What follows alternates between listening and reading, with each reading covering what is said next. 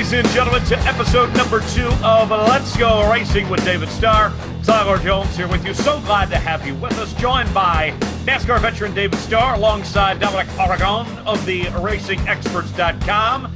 Gentlemen, thanks for joining us this week. We got through episode 1. Let's do it again for another week of Let's Go Racing, dropping the green flag on episode number 2. Dave, how we doing this week, man?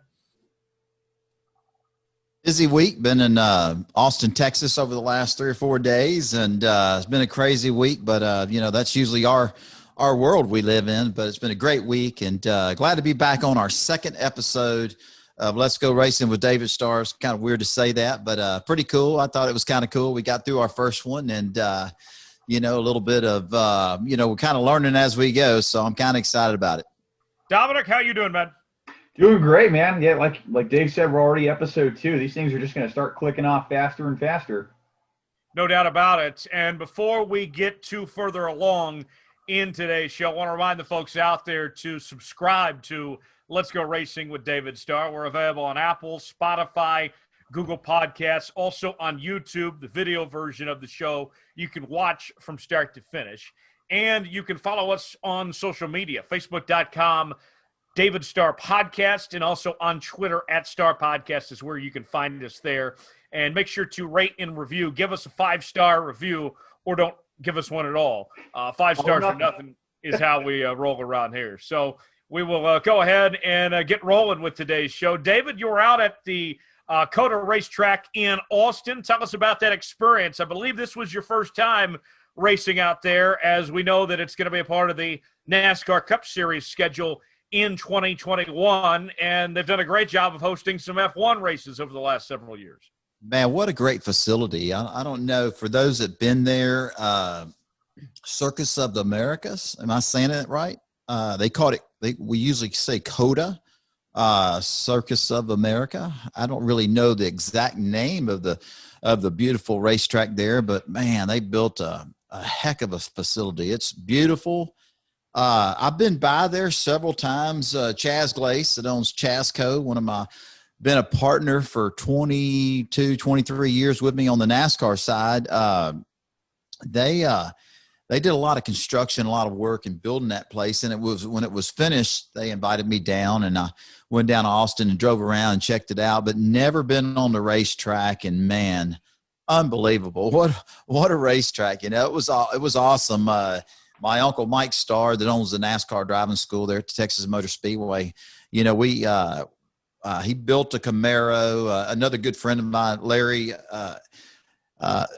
was part of that. He's partnered on the car, and to be able to go down there and run, we ran in a racing league called the World Racing League, and I don't know a whole lot about it, but they travel all over the United States, and that race at Daytona, Watkins Glen, Road America. I mean, they have these big races, and they had I think it was their championship weekend, 8-hour race, enduro race on Saturday. And again, backed it up with another event on Sunday, which was another 8-hour enduro race, and to crown their champions, you know, and what an experience that was. My goal was to go down there and just get on the racetrack, and you know, knowing that NASCAR announced that we would be going to COTA, going to the track in Austin there in May, sometime in May.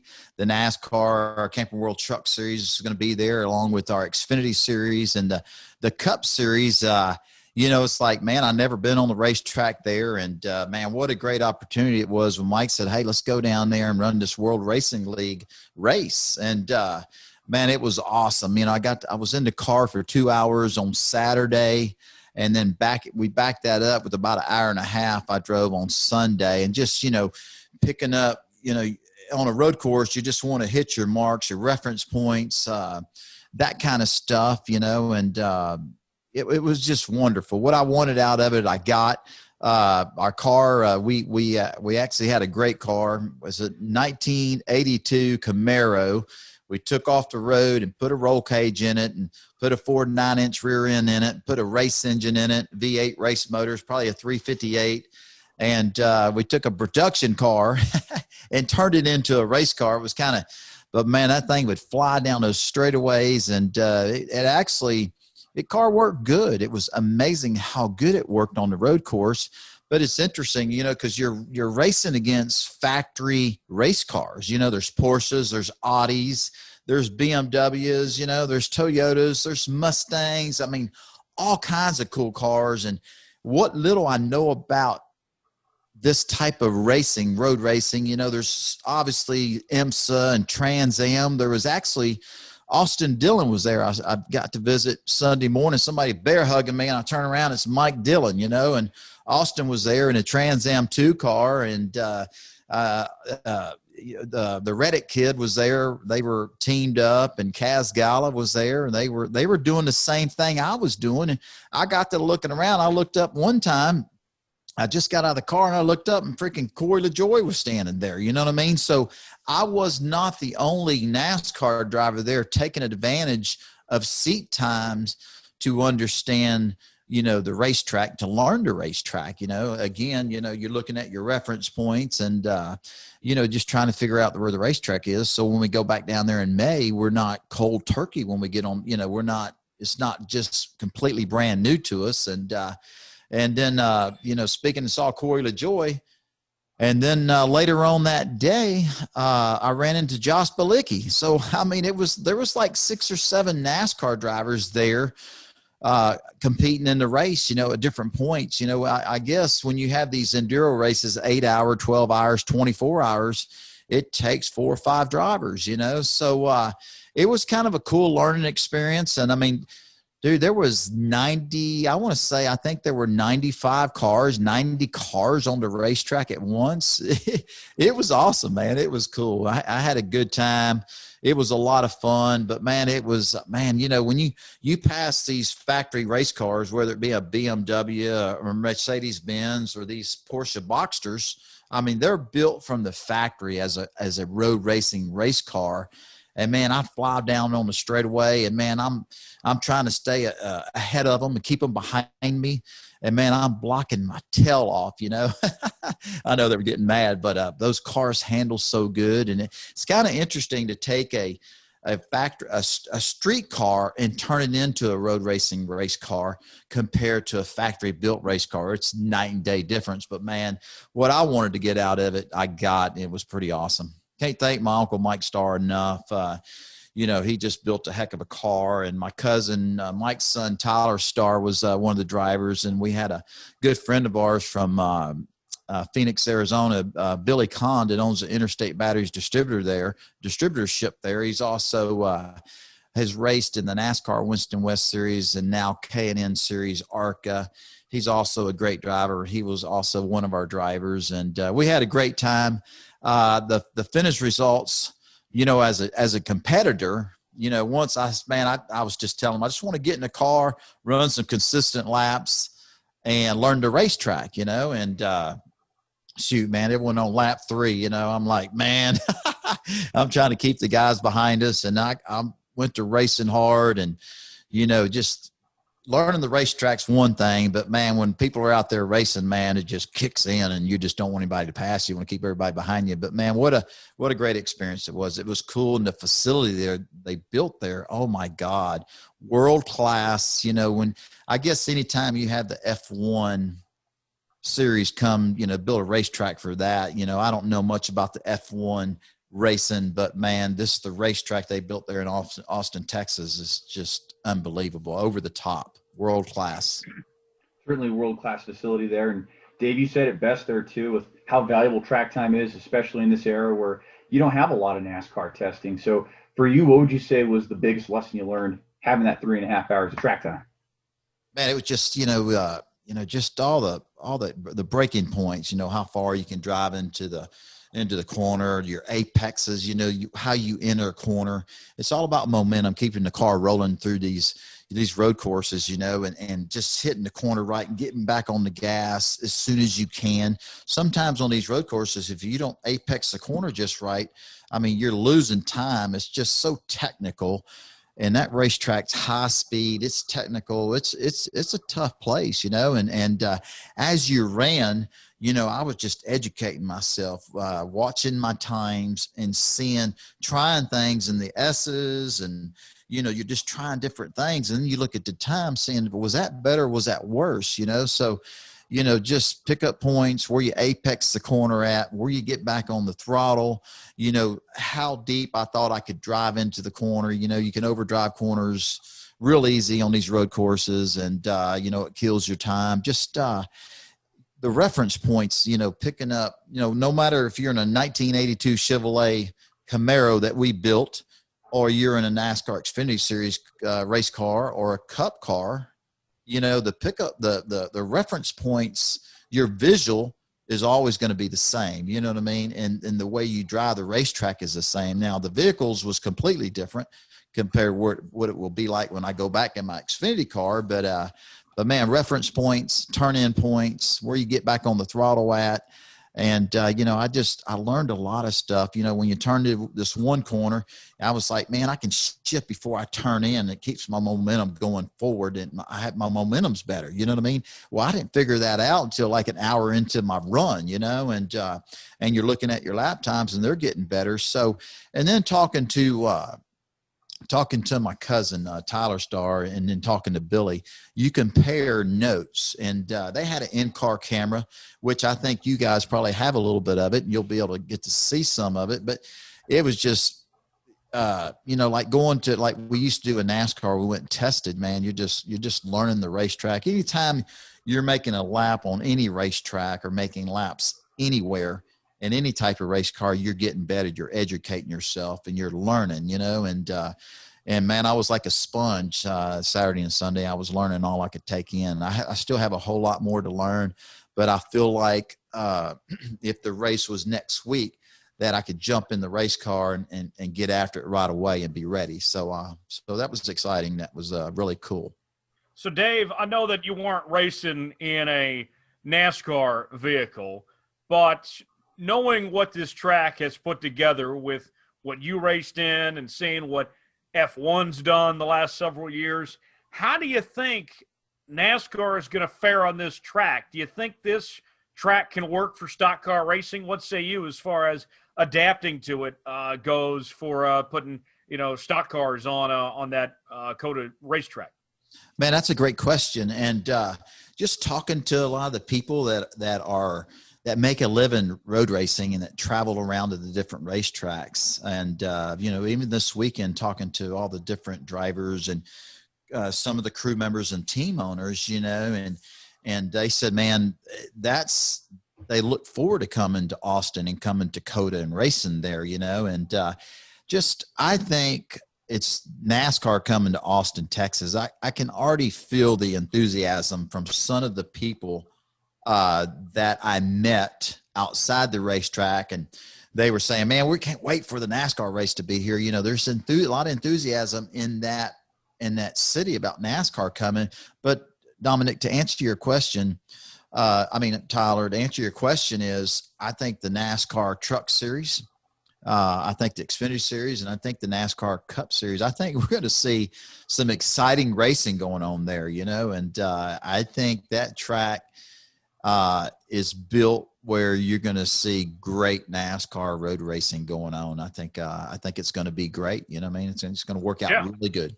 Well, you mentioned the excitement level for the folks in Austin of having NASCAR come there. We know about Texas's history of hosting NASCAR races. The old Texas World Speedway, Texas Motor Speedway has had a lot of success over the years as well. The race fans there in Texas, and it firsthand living down there, David, are just as passionate, it seems, as anywhere in the country. I mean, they should embrace this, I imagine, and this be a huge deal to have this race weekend there at COTA coming up later on next summer. No doubt about it. You mentioned Texas World Speedway. I mean, golly, I went by Texas World probably 6-7 weeks ago, and, they had started tearing down turns 1 and 2. And as a little boy growing up, man, when my dad first took me to Texas World Speedway, it's a 2-mile super speedway. I even think it's better than the Michigan International Speedway. Michigan's awesome. 2-mile tri-oval like the California Speedway there in Riverside, California. Texas World Speedway has so much banking in the turns. It's like Daytona tight bankings, and man, that place was so fast.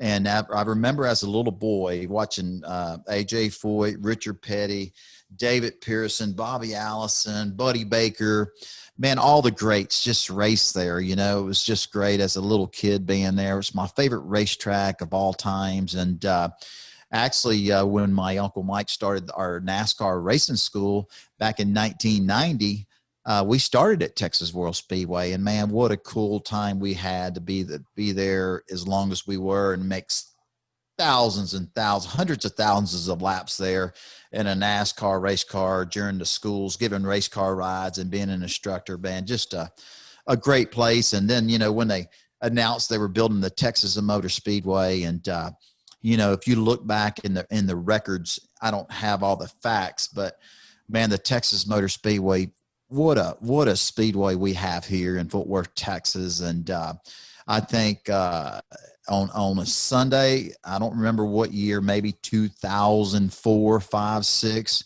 there were 236,000 people at that facility on race day for a cup race. That's amazing. You know what I mean? It was just amazing. And then to have them build a world-class road course racetrack in Austin, Texas, man, you know, for me, being a Texan, being from Houston, Texas, I'm Texas proud. I'm Houston proud. I'm proud of where we should all be proud of where we're from, where we come from, and where we were raised at. But man, there's a lot of deep heritage of auto racing, a lot of passion, just a lot of racing that was always in Texas as a kid growing up.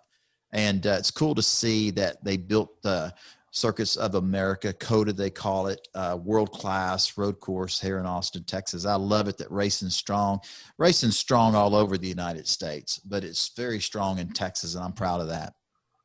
Absolutely. And certainly with this podcast, David, we're sharing the backstory. We're sharing where that burning desire came to be a race driver, a racing driver. And certainly across Texas, there's a lot of great places to go racing and to get your start.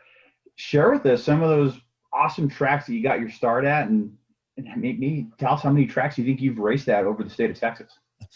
Man, it's you know, this podcast wouldn't go long enough, so I won't bore everybody with it. You know, sometimes people say, "Hey, man, you could write a book," you know, and you know, the truth of the matter is, you know, I could write a book. You know, that dream of becoming a NASCAR stock car race car driver started when I was 3-4 years old, you know, and a lot of people heard me speak about this. But, you know, when I was born, my dad was a crew member for a racing team out of Houston, Texas called VitaFresh Orange Juice Racing Team. And they obviously, the VitaFresh brand was big back in the 60s and 70s.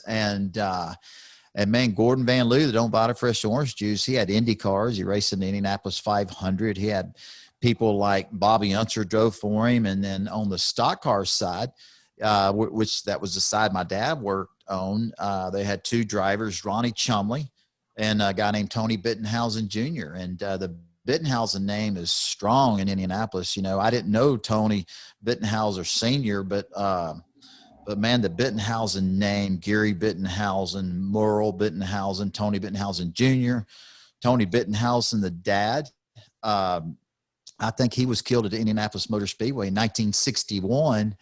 And, you know, I don't really know all the facts of the story, but Gordon Van Loo from Houston, Texas, where I'm from, that owned VitaFresh Orange Juice, somehow or another, he was friends with the family and brought Tony Bittenhausen Jr. down to Houston, Texas, and started his career at Myers Speedway. Myers Speedway was a half-mile asphalt track that was our local racetrack. And man, as a kid, as a 3, 4, 5 years old, as a young kid, getting to go to the VitaFresh Orange Juice race shop and getting to go to Myers Speedway, man, I remember it like it was yesterday. You know, Ronnie Chumley, Ronnie was just he was my hero, still my hero. Ronnie's 85, 86 years old, lives in Magnolia, Texas, just north of Houston. And every time I go to Houston, I always go by and see Ronnie and just talk to him about you know, the times I remember, man, I love watching him drive that Vita Orange Juice 66 or 68 Chevelle.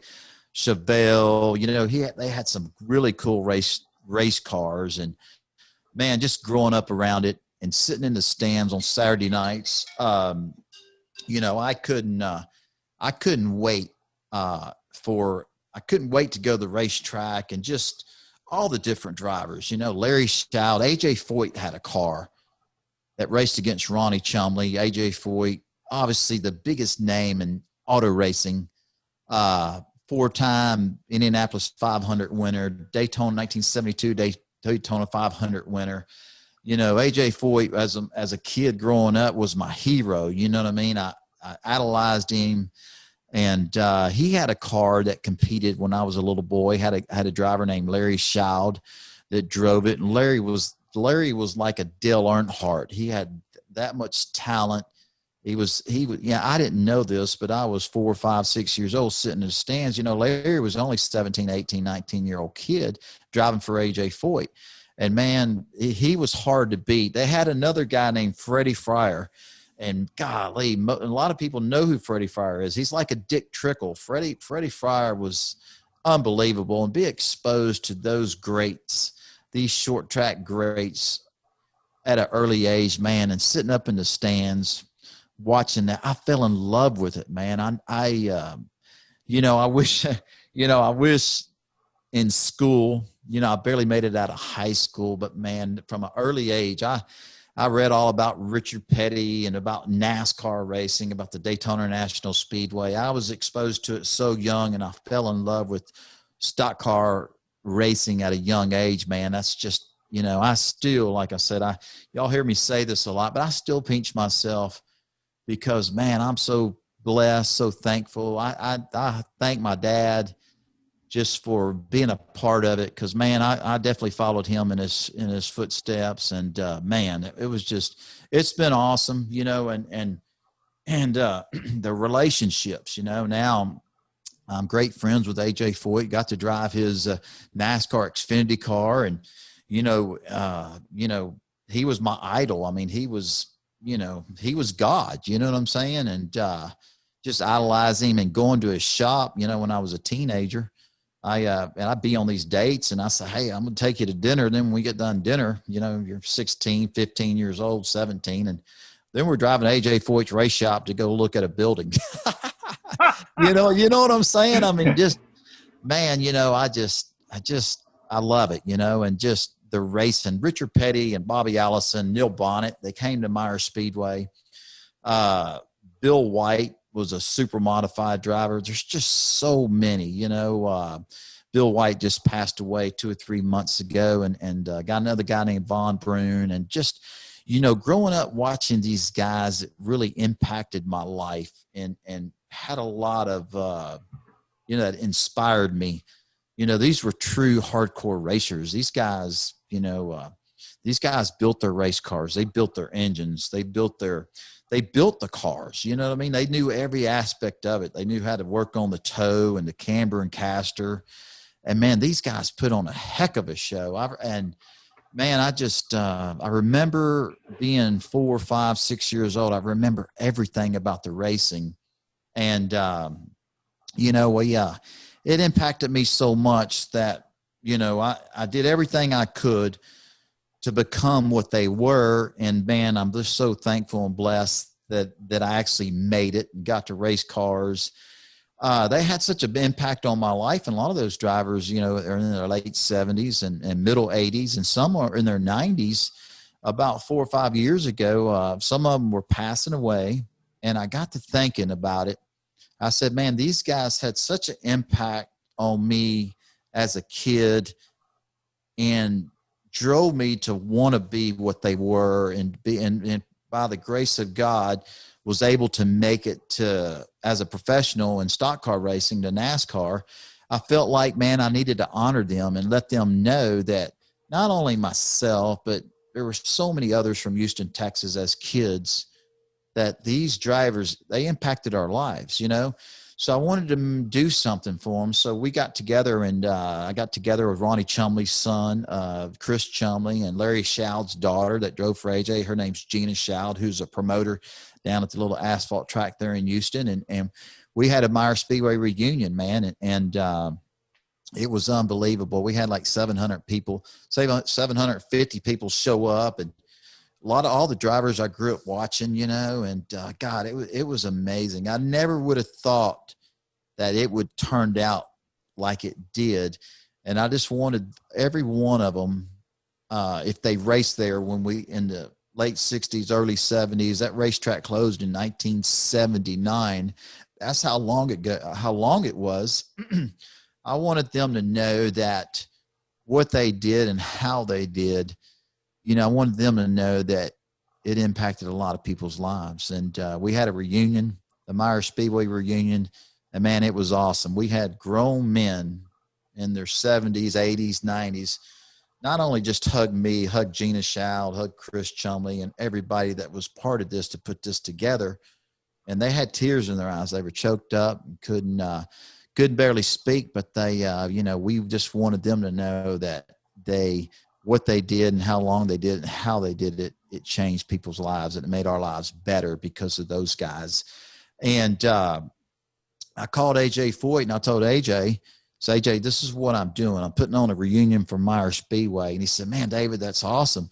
I said, man, love it if you came. He said, well, you come get me and I'll come. You know what I mean? And as I thought about it, I'm like, man, AJ Foyt, man, he's the biggest name in auto racing in the world, So, I got to thinking about it myself. I'm thinking, man, I want to put all these other guys in the spotlight because AJ, everybody he's such an iconic person in the world.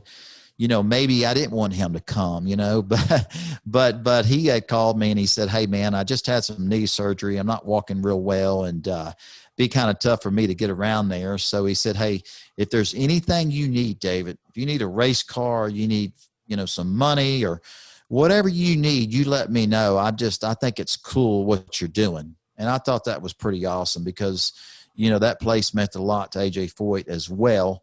And man, our reunion was awesome. And man, it was a cool deal. I still think about it. It was 4 years ago, and it was pretty cool.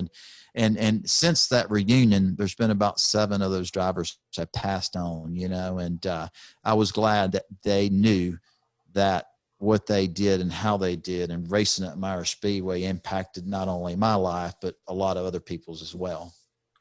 David Starr with us here on episode number 2 of Let's Go Racing. Tyler Jones alongside Dominic Aragon. And David, you mentioned some of the early days, people that helped you get going. And we received some unfortunate news. Somebody that that was around you way back when passed away. Tell us about what went on there. Well, I got news. I got home late last night from Austin, Texas, and got a phone call that a friend of mine named Pete Duto had passed away with a massive heart attack. And Pete was a young man. I'd say Pete was about 50 years old, just a great friend. But, I talk about writing a book. I could write a good book on just all the ups and downs and the peaks and valleys and who helped you. And it's just, but Pete was just a great race car driver. This racing business, you got, it's just a big family. And, when you race locally, you grow up in a city, your local racetracks, maybe you got 1 or 2 in a big city like Houston, Texas, and you travel up to the Dallas-Fort Worth area. You go, you start moving over to Louisiana, Oklahoma. There's racing all over the United States, but it's just a small family, and the people you race with and the people that give you opportunities that help you. I said it the last podcast, our first podcast, every race car driver, I don't care if it's a NASCAR race car driver, a guy that races in the street stocks for 10 years at the local dirt track, an IndyCar race car driver, a drag racer. There's so many people behind everybody's careers that help you get there. You know what I'm saying?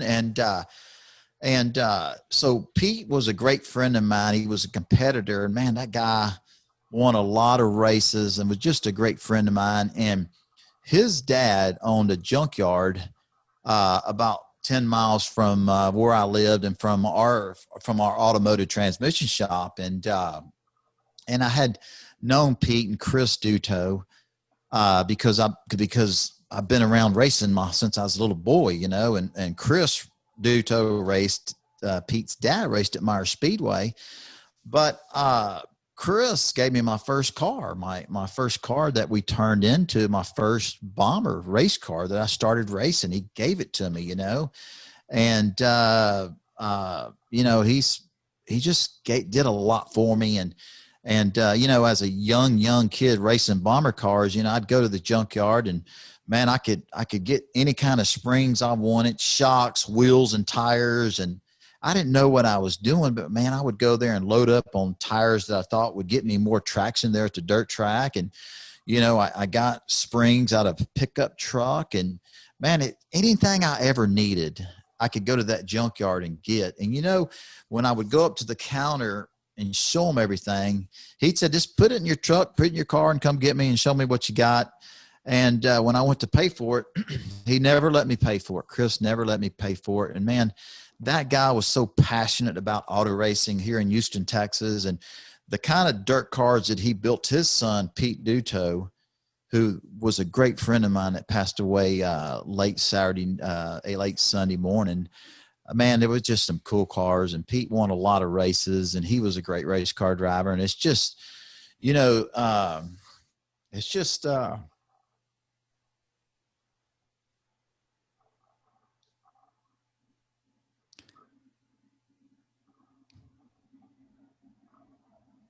It's okay. Yeah, David, we know that's not easy, you know, and that's what we're going to have on this show, some very real moments here on that. Dominic, anything you want to elaborate else on this for David? Yeah, no, Dave, you're right. There's always going to be those people who have helped us along the way, and so many moving parts and pieces that help us to get where we need to go. And no, your friend and person here, he's going to be in my thoughts and in my prayers, and his whole family is in my thoughts and prayers. Yeah. And you guys are my thoughts and prayers too. Man, I appreciate that. It's just, you know, man, you could sit here and you know, the pandemic has just been, you know, it's just been a lot of friends and lots going on in our country, obviously for everybody. But man, I don't know. I've been at a lot of funerals this year, and you know, I'm ready to, I know everybody is, I'm ready for 2021 to get here. And man, I want everybody to prosper and everybody to be safe. And, you know, I think if we got our health, we got it all, you know what I mean? But, you know, just, you never know what people are going through and the health problems people have. And, you know, I don't know. I just, you know, I try to call, I try to keep in touch with everybody. It's impossible. You know what I mean? Life, racing gets in the way, and we got families, and we're just trying to make a living, you know, trying to take care of our kids and be a great husband, great dad. And just, you know, it's just life. It's great. Yeah. Last question on the early days, David, and then we'll move on. Okay. What was it that got you in to break through to NASCAR racing? What was the thing that made that happen? Man, you know, golly, you know, it's just amazing people. You know, I was racing. You know, I had a neighbor, you know, my dad got out of business when I was 7 years old. Dad traveled a lot. Ronnie Chumley was doing really good. Tony Bittenhausen Jr. These guys were amazing drivers, you know, and they traveled a lot. They go to Nashville, go to Florida. You know, they just did some traveling, not full time, but, you know, I think the Sportsman Series is kind of like our Xfinity Series in NASCAR in the early 70s. And my dad traveled a lot, and having a older brother and a younger brother, you know, we were so bad. My grandmother called us the termites because we were into everything, you know what I mean? And my mom, you know, dad not being there all the time was tough on her, you know? And so she kind of put her foot down and told my dad, hey, you need to pick the road or your family, you know? And obviously he made the right decision. By the time he got out of the sport and started our automotive transmission shop. You know, my neighbor had been racing too. Jerry Spitz was his name. Jerry Spitz raced at Meyer Speedway, and then he raced dirt cars, you know, and I thought that was wild, you know, because I was exposed to Meyer Speedway, which was a half-mile asphalt track. But so Jerry was racing, and then Jerry kind of retired, and his son, Gary Bolton, his son was racing late model cars for a guy from New York named David Bobenry, and somehow or another I was doing pretty good in my bomber car there for a couple of years and won races, and I guess David Bobenry and my neighbor Gary Bolton, they kind of had a disagreement, and they split up. Next thing you know, David Bobenry came to me and said, "Hey man, you want to drive this dirt wedge late model car?" I mean, I was 15 years old. I'm like, you got to be kidding. I mean, do I want to drive it? I mean, heck yeah. You know, I would park by them. You know, we raced at Big H Motor Speedway there here in Houston, Texas. And man, it was some great racing, and golly, that opportunity, it was just, you know, it's like, you can't believe that you're getting in this race car that has just 1,000 horsepower. You know, I was racing against guys that had Hendrick motors and, you know, Rouse engines and big, massive dirt wedge late model race cars, you know, and I couldn't believe that I was getting to do that, and I was driving for David Bobenry. But man, that was amazing. And I'm gonna fast forward. I've driven for a lot of different people, and but it wasn't until my uncle Mike Starr, he went to the Charlotte Motor Speedway, and I went later, but he went to a racing school there, and he came back and he said, "Man, I'm going to put you in a sportsman car." They were running these sportsmen. It was a NASCAR type race car. I think it had to be at least a 5-year-old cup car with the very, I don't even remember the engine rules, but it had to have a 2-barrel carburetor. They were racing Atlanta Motor Speedway, Charlotte, and I don't remember the other tracks, but Mike said, "Man, we need to run a sportsman race. I'm going to put you in a race." So I went down to the racing school there, and went through that at the fast track driving school there at Charlotte Motor Speedway. And anyway, there were so many entries in that first sportsman race that we were going to go to at the Charlotte Motor Speedway. I mean, there was like, man, I want to say there was 75 entries trying to make a field of 43. And for some, I don't know if it was a paperwork, but they said you sent in your paperwork late, so you're not even going to be able to come bring your car to try to qualify for the race. So the race car we had bought, Mike said, "Man, we just start our own racing school." I'm like, "You going to do what?" He said, "We're going to start a NASCAR racing school at the Texas Motor Speedway." And I'm like, "Wow, man." And man, we went to Charlotte and went to, I'm trying to remember the team owner's name. Jimmy Spencer drove some of the first cars that we bought that we had in our Team Texas High Performance Driving School based there at Texas World Speedway. Travis Carter was his name. We bought 5, 6, 7 cars from Travis. And then Mike bought some racing motors from Travis, and HB Bailey helped us. HB Bailey was another race car driver from Houston, Texas, that was running in the ARCA series. He was a cup driver in the 60s and the 70s, and he was running ARCA then, and he helped us. And man, one of our first big racing schools at the Texas World Speedway, I met a couple named David and Susan Hawker, who were big in Impact Computers. And we just got to be great friends. I met a lot of people that first racing school. Dave and Susan Hawker was one of them. And they loved racing so much. They would come watch me run my dirt late model car at different places. And they said, "Man, we love your passion. We love your desire to race." You know, they like being around me, you know what I mean? And they came to a race. I think it was Devil's Bow Speedway in Dallas, Texas. And we did really well. And we got to talk, and they said, "Man, what's your goals? You know, why are you racing? Where you want to go?" I said, "Man, I want to be a NASCAR race car driver." And so they said, man, they really liked that. And they came to me and said, "Well, we want to help you do that." So they sent me to Charlotte. I went down there and they invested in a Busch team that was already running, that was already racing. A guy named Roy Payne. Roy Payne drove it, and Donnie Allison was our crew chief. And so back in 1996, I was going to run 5 races. And in 1997, I would run for Rookie of the Year, run full time. Well, that didn't work out. That fell apart, and it wasn't a pretty divorce with Susan Dave Hawker and the Paynes. The Paynes didn't keep up their side of the bargain with Dave and Susan Hawker. And man, I had moved to Charlotte, and man, when that fell apart, I called back down to my dad here in Houston, and man, I said, man, I just, so disappointed, and wanted to get a baseball bat and, do some stuff that, take a baseball bat to some people that I thought took that dream away from me. But, my dad said, hey man, you just need to keep on keeping on, and keep dreaming big, and keep racing anything you get your hands on, and it'll all work out, So, man, I moved to South Carolina, raced some late model cars there for a guy that I had met.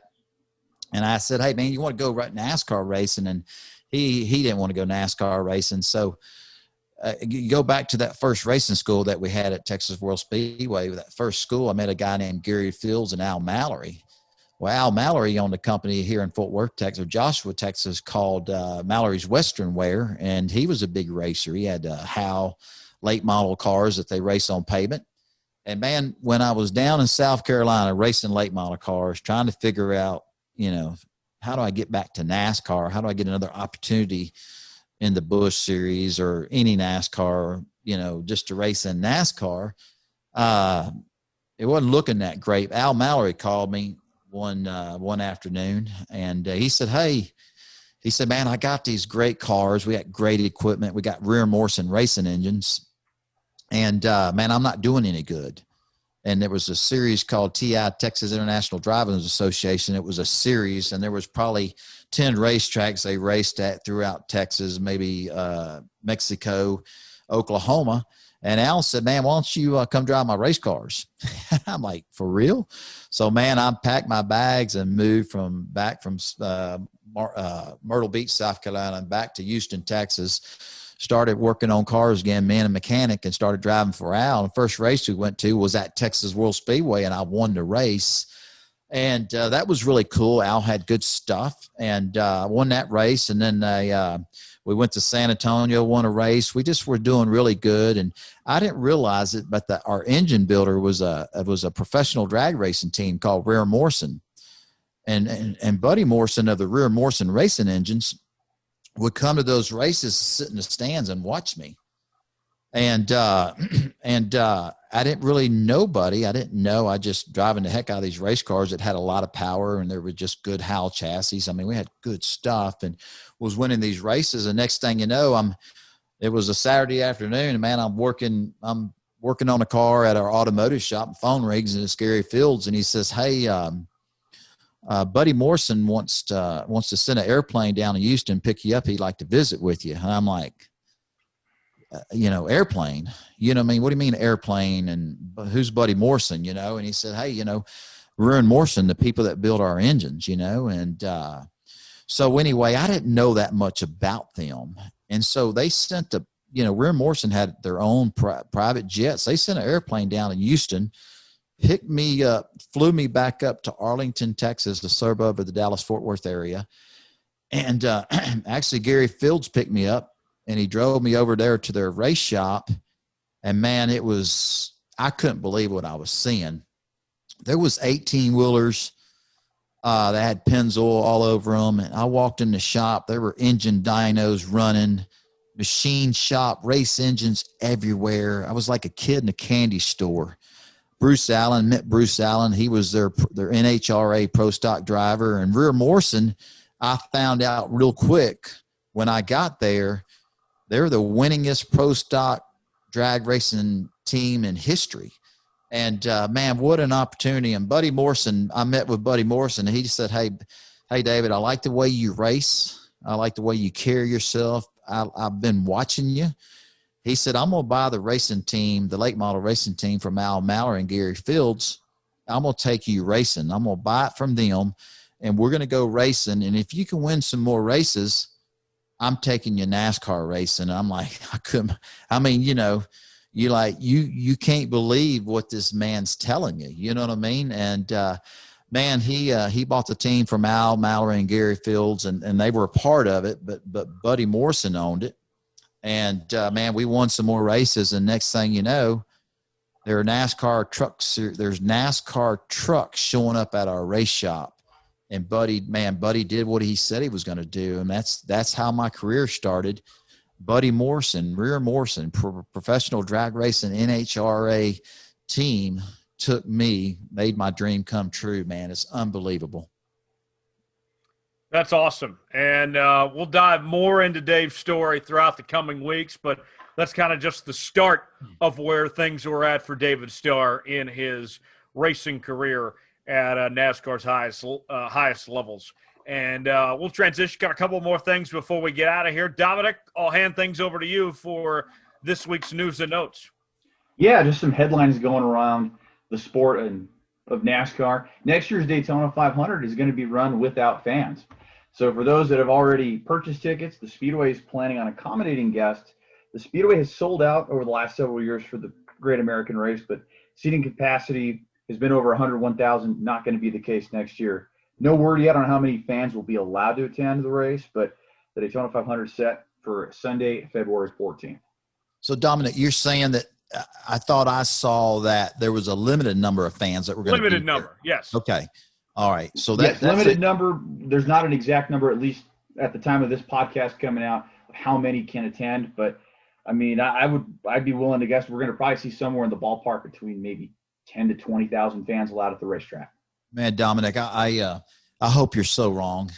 Me too. I hope I am too. Yeah. I hope you're so wrong. And man, I was sad to see that news that, because man, the Daytona 500, you know what I mean? It just kicks off our NASCAR season. Just all the racing going on, Volusia County, New Smyrna, just the ARCA race there at Daytona, the Twin 125s, the NASCAR Camper World Truck Series, the Xfinity race. I mean, it's just a big race weekend. And I was sad that, the pandemic is still affecting our sport and will for a while. Like everybody else, I've been watching the news and, coming out with a vaccine. I'm just, I know everybody is, and we all get tired of hearing it. And I get tired of saying it and hearing it, but man, we're so ready. Our sport, right. we need fans, we need all our fans, and our sport does not work without our fans. You know what I mean? So I hope, not to interrupt you on the news, but God, I hope that, that's a significant number, like 50 or 60 or 1,000 that will come to Daytona. You know what I mean? But the states and, all the officials and the governor, and they'll figure it all out. But golly, I just hate to get our 2021 NASCAR season started off with a limited number of people that can show up for Daytona. That's just terrible. Well, and real quick, Dom, this year's Speed Weeks, didn't they change up the schedule where it was going to be more fan-friendly, where they could see more things in a tighter window of sorts?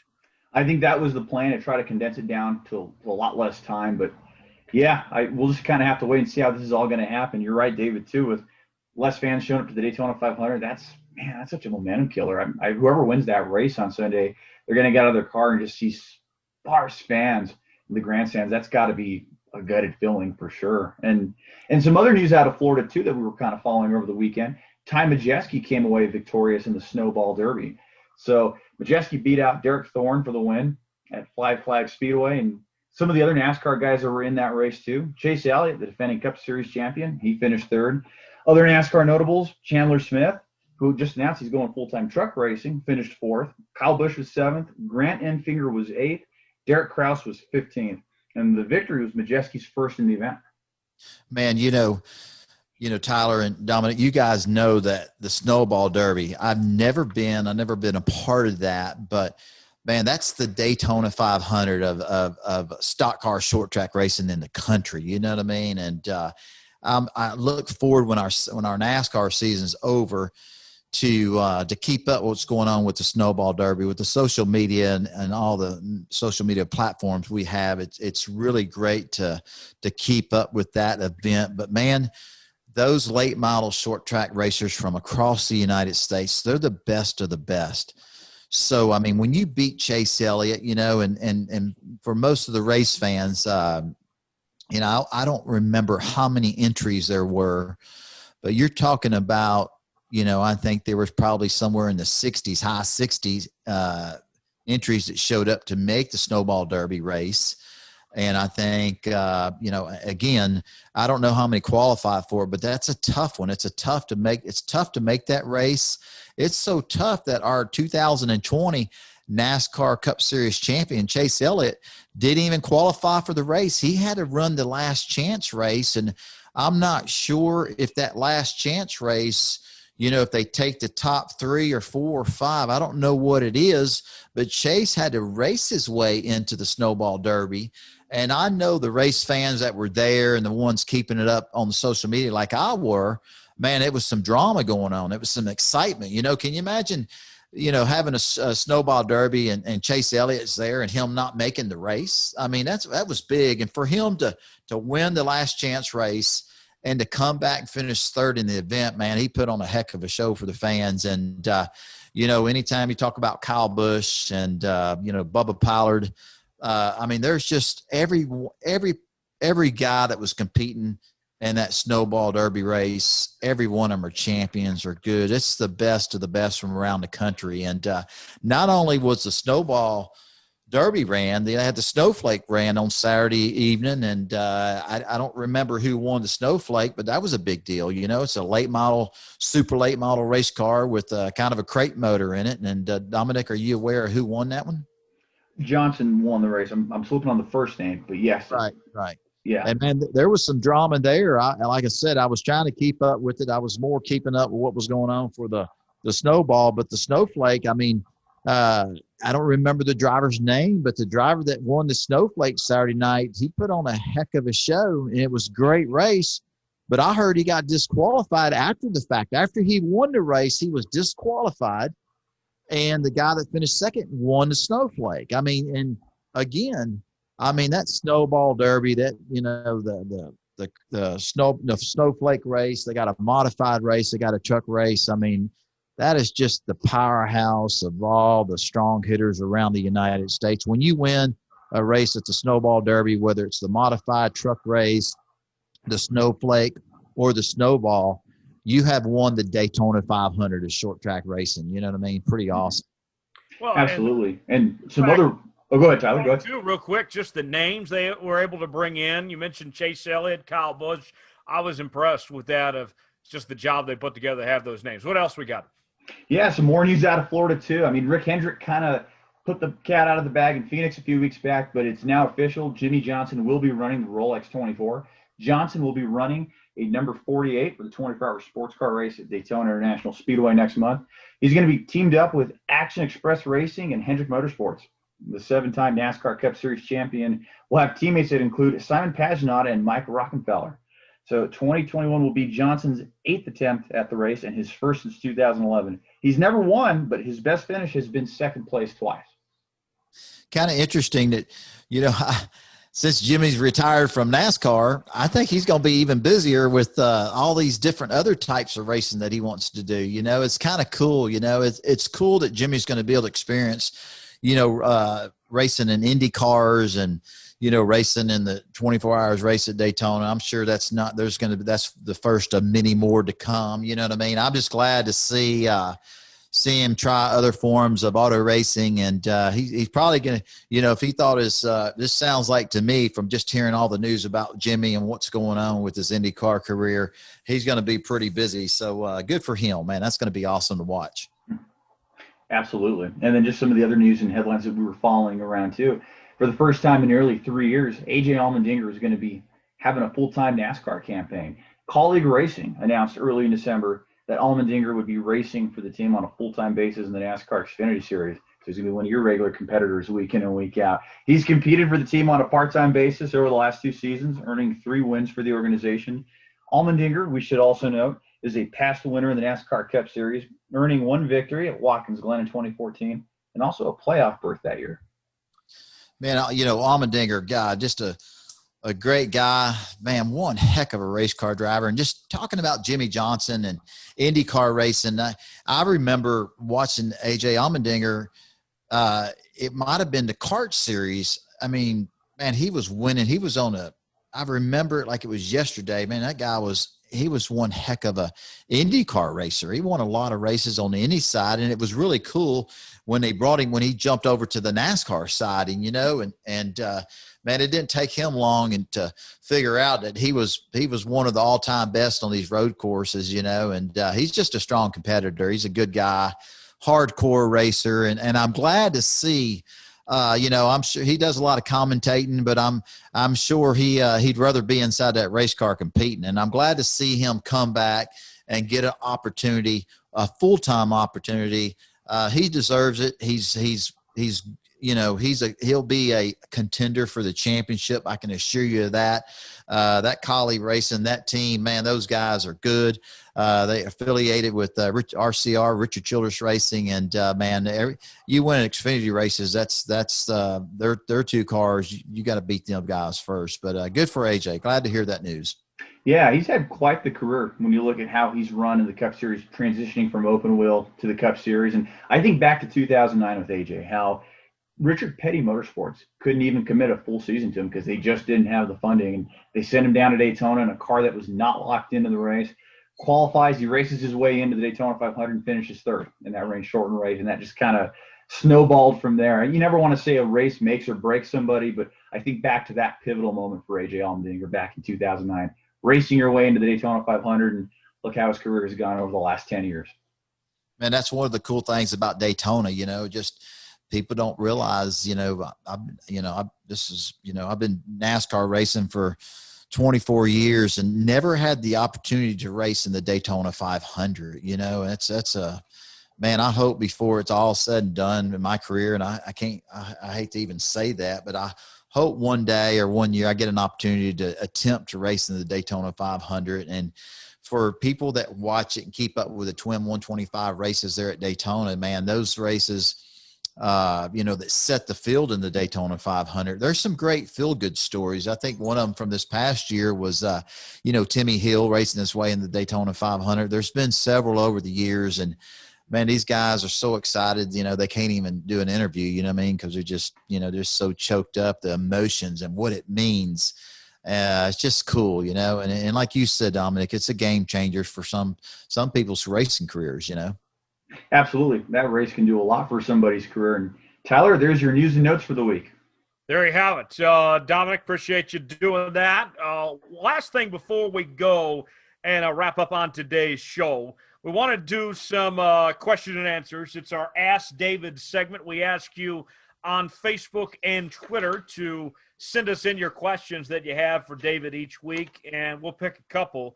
And where we will start with this week, David, is a question that comes in from Teresa. And Teresa writes, what's your favorite paint scheme you've had, David? Man, that's wow. That's a tough question. And here's why. And we'll talk about this in the future. With every person, every company, all the people that come together that make the budget what it is so I can race, make a living, and do what I love to do, race in NASCAR, those paint schemes each and every week are very special to me and meaningful. You know what I mean? So I'd like to say that every week having these different companies and, everybody's companies on the race car, we change the schemes up, and one's red, one's white, one's black. And man, every week is really special because we're there racing, and people are helping us, and companies are involved in our sport, but but the question was, what is your favorite? Which one was your all-time favorite? Racing for Randy Moss and just driving for AJ, and just the cars you won in, the paint schemes you had on them on the days you won. But my all-time favorite has to be the Whataburger race car, because being from Texas and growing up going to Whataburgers as a little boy, I mean, that was just our, that's just where we went. We went to Whataburger, I mean, their shakes, their hamburgers, I'm a creature of habit, I get a number one, no tomatoes, no onions. And, I've been getting number ones and French fries and onion rings and a Dr. Pepper. I mean, for as long, it's kind of sad that, when I pull into these Whataburgers, the ones I go to almost every day, when they hear my voice, they already know what I want. You know what I mean? But man, my favorite paint scheme is the Whataburger race car. It's just so iconic and so noticeable, and people all over the United States love Whataburger. And no matter if I'm racing in Michigan or California, when I'm there and I'm engaging with the race fans every weekend. Why didn't you bring the Whataburger car? Well, man, there's not Whataburgers in the state of Michigan. You know what I mean? So, but my personal favorite, that would be my personal favorite, my Whataburger race car. I love the brand. I love how the cars look. It's just cool, but I want to say, I don't want to take away from all the other schemes I had, because, all of them have been cool every week, whatever the race car looks like. And, you guys, me, I mean, heck, that thing could be the ugliest race car on the racetrack, but I love it because I'm there racing. Somebody wanted that thing to look like that. But my all-time favorites is Whataburger. Man, gosh, Dave, I just want to say for the record, now I want Whataburger, and the closest one's 70 miles away. So thank you for that. Oh, yeah. I get hungry. I get hungry every time I see the Whataburger car, David. I just can't help but think I need a number 2 with mayo, no onions. Get me the fries and the chocolate shake. You dip those fries in the shake. My goodness, it doesn't get much better than Whataburger. Dude, there. You're making me hungry, and you can tell for lunch today where I had lunch at. You know what I'm saying? So you know what I mean. It's just I love all our partners, and I love every weekend what our race cars look like. When you have people that in companies again, way people design their schemes and how they want their race cars to look. Every weekend, I love them. They're beautiful. But the question was your all-time favorite. Yeah. That would be the Whataburger car, the Whataburger race car. Well, and Dominic and I, we got to advertise our entities on your American Rebel race car back in Kansas. So I guess that's technically my favorite paint scheme, the one that had my face on it and had the racing experts on it. That was pretty cool. Putting the Jones Report podcast, the other show I do, and Dominic with the racing experts. We love doing that. And that was a wild story. I just asked you on my radio show if we could do it, and you said yes that day. Dominic was in studio with me that day. Yeah, well, hey, people say, man, you're always happy. You're always happy at the racetrack. And, man, when you have a job like we have, you know what I mean? Man, life's good. You know what I mean? Even when you have a bad race, inside you're mad. But, man, even a bad race at the racetrack, even having a bad race or not the outcome not turning out like you wanted it to is still a great day. You know what I'm saying? And that was cool that we got to put y'all's, y'all stickers on the race car. But, man, you talked about the American Rebel race car. Man, that was a good-looking race car. And it was. Having, Andy Ross and Stan Ross, those guys helped me. And they designed the way that car looked, and it was cool. And they're safe. They're gun safes and they're concealed backpack carriers. I mean, unbelievable. It's just amazing that I'm nobody and I get to represent some of these great companies and their products on and off the racetracks. Amazing. So again, the Whataburger's my all-time favorites, but man, American Rebel, I mean, there's so many, we'll talk about all of them coming up in the future. And I want to say, man, I can't wait to have our guests, some of the drivers, and man, I'm looking forward to some of my friends that we had a lot of, I mean, we were tough competitors. I mean, we were so tough competitors that, man, sometimes after the races, I mean, we were almost fist to cuff at times. But when all that passion, that just shows a lot of passion. But when you could set that to the side, we were great friends. You know what I'm saying? Right, so right. I'm looking forward to having those guys guest of ours. But anyway, that was an awesome question. Oh yeah. One more for you. This one's from you may know this person. You heard of Kim Starr? Who is that? That's David's wife for people that don't know. Kim writes, if you could do it all over again, what would you do differently? Oh man, golly, lots. You make the best decisions. I'm a loyal guy. The people that support me, give me opportunities, I'm loyal. And man, that's just the way I'm made. That's the way I built. The people that help me, we're lifelong friends. And that's just not in the racing business. That's just in life in general, Right. And but to answer that, that's a good question that my wife is asking. Looking back on it, I was loyal to a fault. Loyal to a fault. I stood with people that gave me opportunities when other bigger and better opportunities came to me. That would have took me further in my career. I look back on them, but I say there's a lot I would change, and there is, but man, I don't, at the end of the day, when one day when all this is over with, you were loyal to the people that thought enough about you, that liked the way you race, that gave you opportunities. I was with them to the end, to whether we ran out of funding or they got out of the sport, and that's okay. You know what I mean? And so there is a lot of things I would change, and there's a lot of things that I wouldn't change. And that's a great question. Hard to answer it, but I was loyal to a fault, and I think if I wasn't so loyal, I would have went a little bit further in my racing career. But it's been pretty awesome up until this point, and it's not over with yet.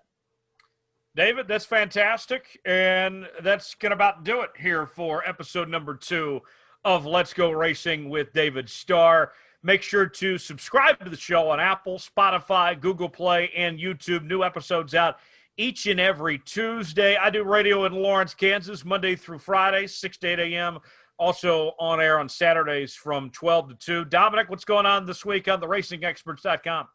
Yeah, just keep staying tuned on our social media pages, especially our Twitter page at The Racing, RACN Experts. We love interacting with the fans around the sport, and we've been doing a lot of cool giveaways, a lot of cool NASCAR autographed, relic, hero cards, diecast, you name it. We're giving it away twice a week on The Racing Experts. So follow us there. Follow us for some news, information. Most importantly, we love engaging with the fans. So give us a follow there. That is great. David, we got to go, but anything else you want to tell the folks out there before we wrap up episode number 2? Man, thank you guys. Again, thank y'all for coming to me with this great idea. And thank you for putting it together. I love the race fans. I love the engagement with them. It's amazing that you guys and myself, that we even have people that follow us. I mean, we're just as normal as anybody, you know what I mean? Yeah. So I just want to say thank you for the race fans. Thank you for people that will listen to us talk for an hour, you know what I mean? And, we're just talking about what we love and what we're passionate about, and for the people that will listen to our podcast, I just want to thank you. If you're a race fan, you like racing, you like cars, and you tune into us, I just want to thank you, man. I mean, because we're just, at the end of the day, we're nobody specials. We're just a race. We're all just one big family. The race fans make it what it is. And I just want to let the fans know, not only our fans and the fans of our sport, but the people that are following and listening to our podcast. Thank you for your time. And let us know let us know how we're doing. This is all new to me. I'm like, man, I hope we're doing okay.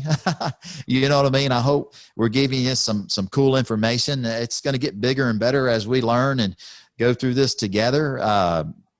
So thank you for tuning in. There's a lot going on, man. I'm during this during this great time, the holiday season and everything going on. I'm trying to enjoy it with my kids and my wife. But, you know, you guys know I'm stressed. I'm meeting with all my different sponsors. I'm trying to put together and look at what my budget looks like so I can make an announcement, figure out who I'm going to be racing for, what we're going to be doing in 2021. So there's just a lot happening. But thank you for the fans and thank you for following our podcast. Yes. Absolutely. We got to put the checkered flag out on this edition of Let's Go Racing. For David Starr and Dominic Oregon, I'm Tyler Jones. Thanks for joining us, and we'll see you right back here on Let's Go Racing next week.